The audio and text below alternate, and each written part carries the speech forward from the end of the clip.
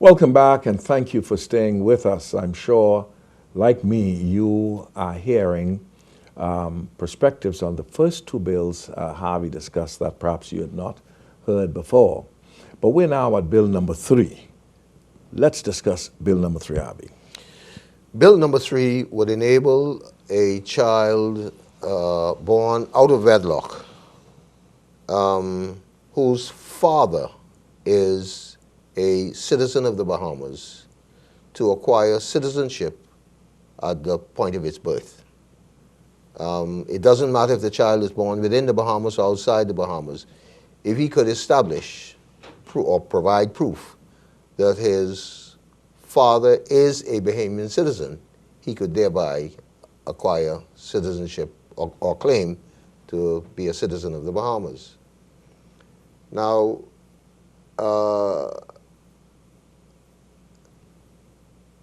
there is an article that was written several weeks ago by Mrs. Nikki Kelly. It appeared in the Punch, and I did read it. I can't tell you which edition of the Punch it was.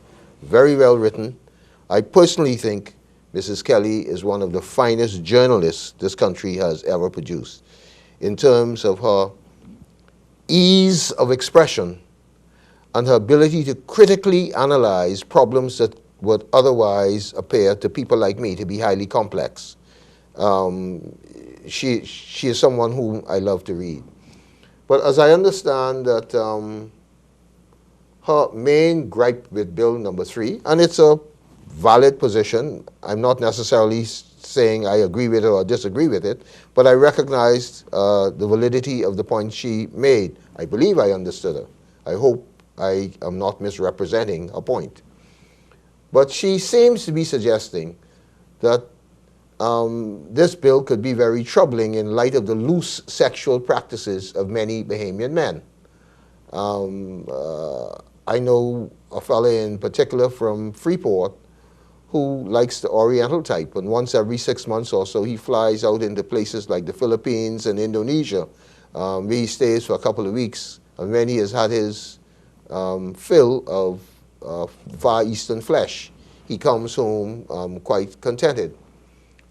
She seems to have people like these in mind who might go out there, create babies out of wedlock, and these kids at some point might very well find themselves wanting to be citizens or recognized as citizens of the Bahamas and returning here. They may not speak a word of English. They may not have a clue as to what this society is all about.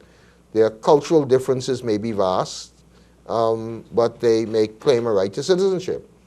Now, outside of the bill, provision will be made for how a child born out of wedlock could establish his paternity. And provision would be made that he could do that by DNA tests. Mm-hmm. Well, DNA tests are supposed to be highly scientific and accurate to a high degree of certainty. What I recognize is that scientific tests conducted in the most controlled circumstances of a laboratory can be fraudulently manipulated. And you must have heard the story of a young man who was observed to be acting strangely on the job, and he was told by his employers, we need you to submit yourself to a urine test to show that you're drug-free.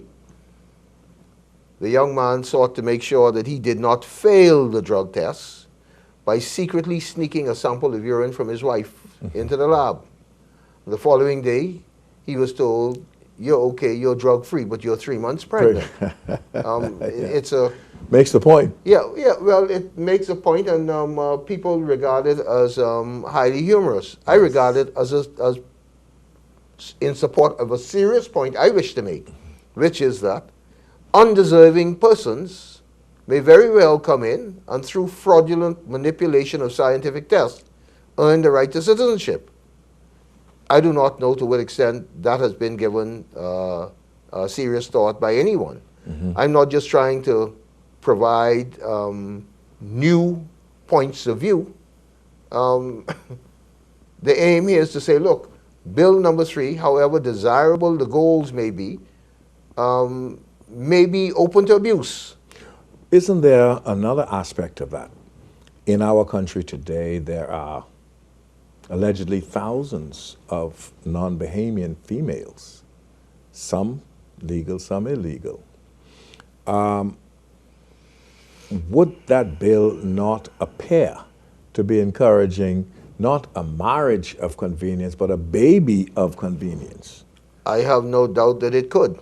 Because once a person who deliberately sets out to have a child for a Bahamian citizen, which gives them a foot in the door, so to speak, in remaining in the country, if they're illegal, would that not have a problem? Because if a person seeks to do that, it does not matter who the Bahamian man is. Yeah.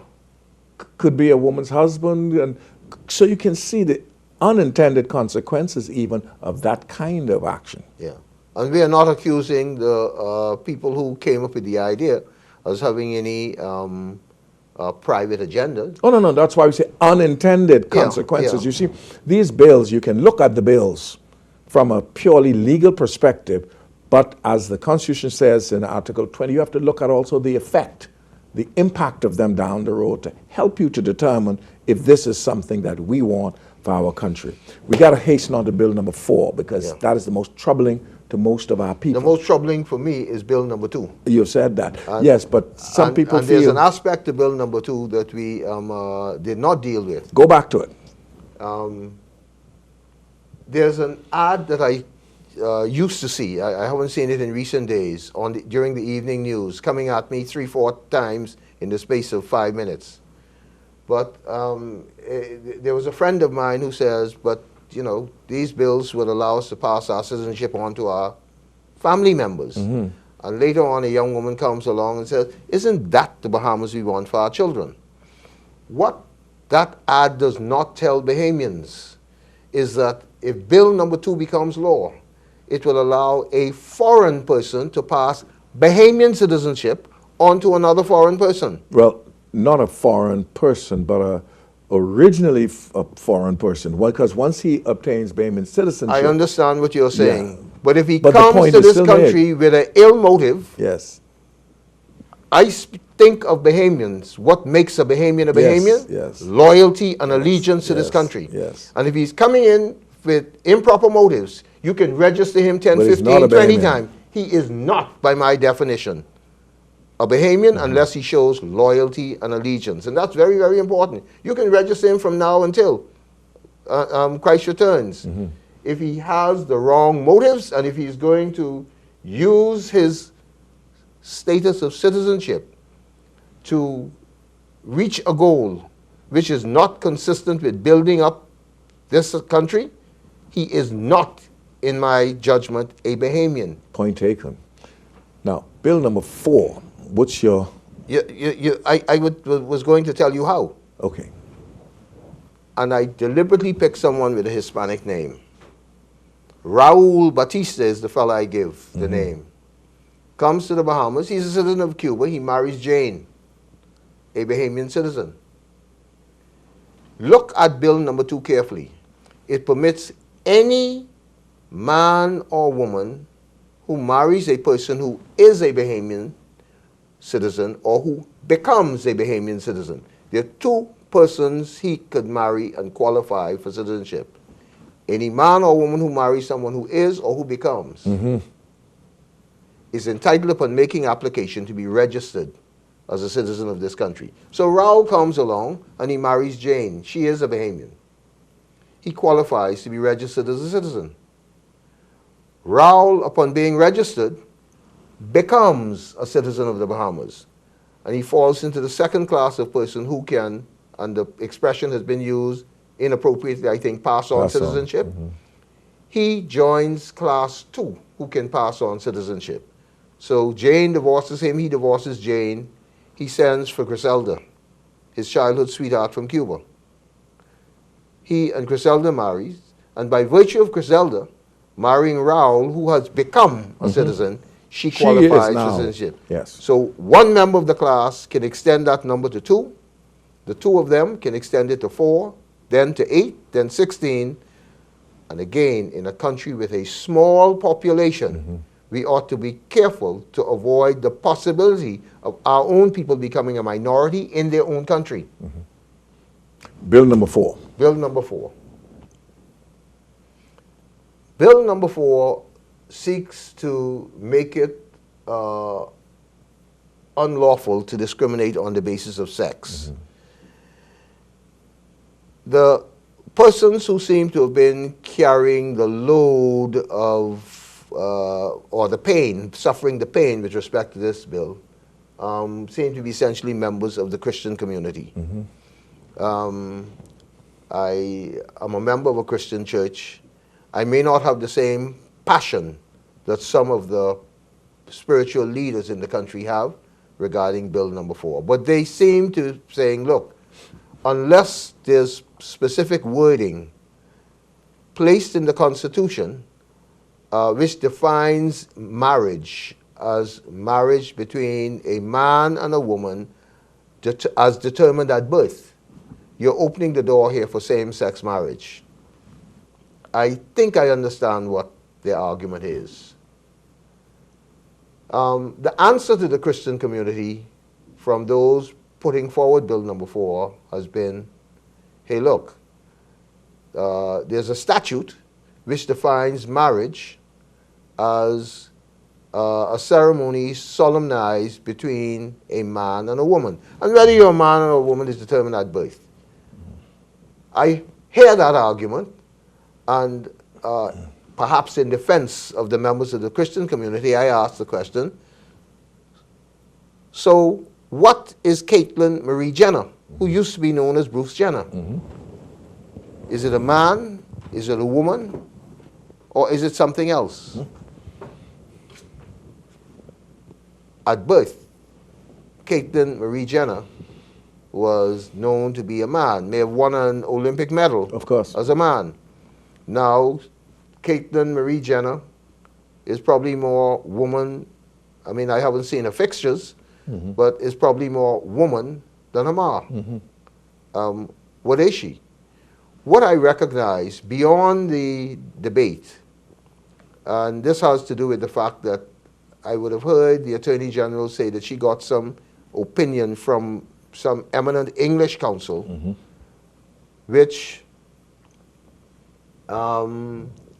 she is relying on to assure the Christian community, you need not worry. I considered that the mere fact that the Attorney General went to England to get an opinion is an admission on her part, whether she realizes it or not, that the issue is not clear. It's debatable.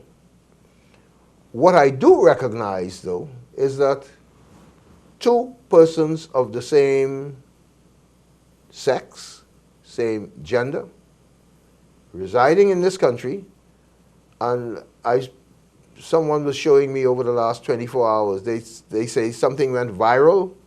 I always thought going viral meant you had a virus that you... not in the technological world. Well, I'm a dunce. Yeah. When it comes to the modern means of communication, I am a total dunce on that, in that particular area.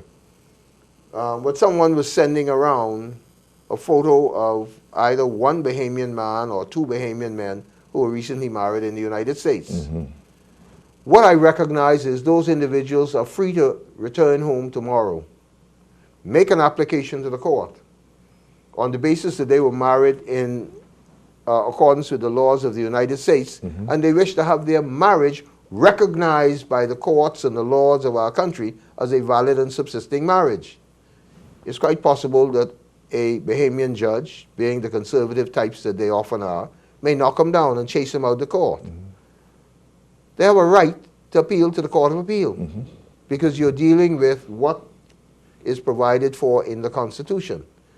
And if they're knocked down at the level of the Court of Appeal, they have an unrestricted right to appeal to the Privy Council in London because they are citing a constitutional claim.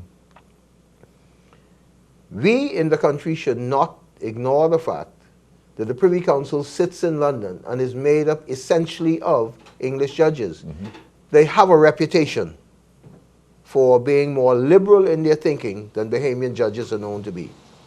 And so the final decision will not necessarily rest on the opinion of an English lawyer, but on a decision of the Privy Council, which sits as the highest court of appeal for the Bahamas. The judges are far more liberal, and they may very well determine, in the end, that the grave concerns that the Christian community has are well-founded. It will no doubt be a matter of litigation and a final decision to be made by our final court of appeal, which sits in London. But that's the point that I think is distressing the Christian community as you refer to them. The fact that that door could be closed simply by accepting the recommendation by the Constitutional Commission, which was submitted to the government. Yeah. Recommendation number 25. Yeah. What that is saying, 25 is... And you may be more familiar with the recommendation. I only took a critical look at the bills. Mm-hmm. What the recommendation is saying is that the Commission proposed to the government that the amendment made in Article 26(4), which is to add the word sex, to provide that no law which makes provision prohibiting same-sex marriage or which provides for such marriage to be unlawful or void shall be held to be inconsistent with the Constitution. In other words, this is a covering proviso. The Christian community, as I have been hearing, would be satisfied with that had that been accepted.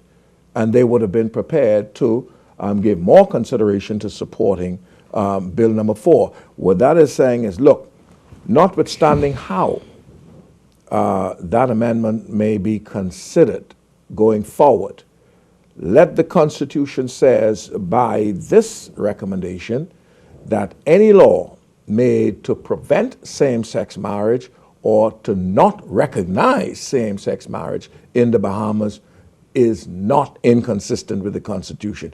The Christian community would have been happy with that, but it has not been done. There's a difference between writing a provision into the Constitution and having a provision in, say, the Marriage Act. Yes.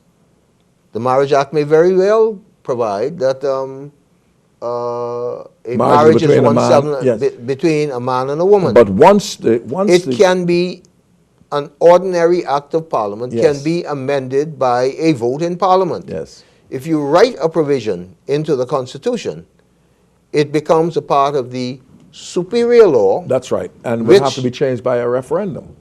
But the point is more difficult to change. The point is there's a lot of confusion, particularly in the Christian community as it relates to Bill number 4, and it has not, as far as I'm able to determine, been sufficiently clarified.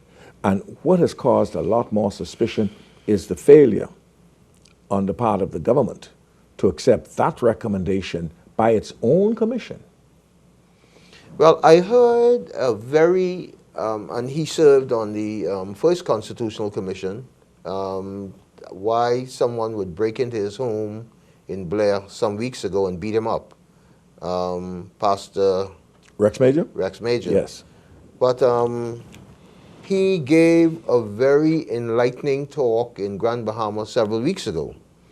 And he brought to the attention of those listeners that the first Constitutional Commission, chaired by the Honorable Paul Adley, and it's a great pity that men like Paul Adley and Cecil Wallace Whitfield are no longer with us. Yes, I agree with because whatever might have been their differences as politicians, Paul Adley was a sound lawyer. Yes. And he was a rabid nationalist. Cecil Wallace Whitfield was a sound lawyer, and he was a rabid nationalist.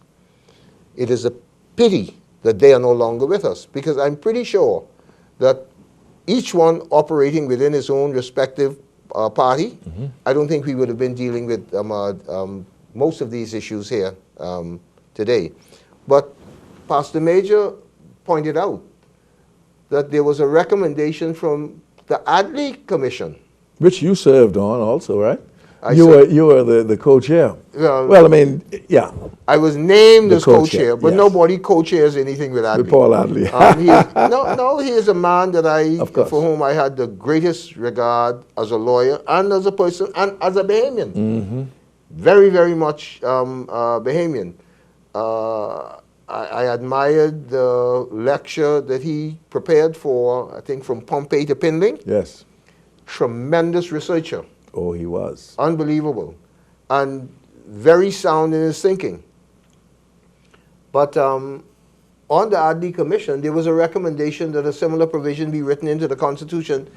And he told the Grand Bahama crowd why. He said already there were some 3 or more countries in the world that permitted same-sex marriages to be conducted. The number may be up in the 20s now. That's right. He wanted to, as we say, head it off in the Bahamas. He was seeking to head it off. And he may have been the main force on the Adley Commission, seeking to head off what we're dealing with today. Well, Harvey, we have come regrettably to the end of this program. We've not scratched the surface because I have publicly not as yet indicated my views on any of this. I wanted to hear from everybody, and certainly your points this evening has assisted me also in... Well, I hope it has. Well, it has, especially on the citizenship bills, because that is very critical for all of us, and you have certainly illuminated that for us. But the time is short. We are within weeks of having this referendum. We're going to encourage everybody to register. I think the 25th of this month is the last date by which a new unregistered person may register to be able to vote in this referendum. But we're going to encourage our people to listen very carefully to all of the information. Be suspicious of persons who appear to be wanting to sell you something. And be more respectful of those who present the facts and allow you to make your decision. We want to thank all those who have publicly voiced their position, whether it's pro or con. But we have to be strong, we have to be firm. As for yours truly, next week is my week. Okay. I listen to everybody. We've had them on this show and my other programs, but next week is my week when I am not only prepared, but will put my case. And we trust that you'll be watching, be listening, and we thank you. Harvey, good to have you, man. Thank you. Yeah, we have not had the time to talk about the good old days back in Freeport, you know, where I lived for a while. Since those good old days, yes, they've erected a school called Stephen Dillett on the site where I was a primary school But of course, student. I attended that same school. He's called I know that. The prep school. I know. The prep school. Yeah, we both. And so it was good having you on the program, and I'm sure that our viewers learned something because you really elucidated it very, very well, particularly on the first 2 bills. Thank you very much for being with us, folks. Go out, register, be ready to vote. Be strong about it. Don't be influenced by those who seek through repetition to convince you to see it one way or the other. Use good judgment. Ask God for guidance. Thank you. Good night. Only love can save us now. Only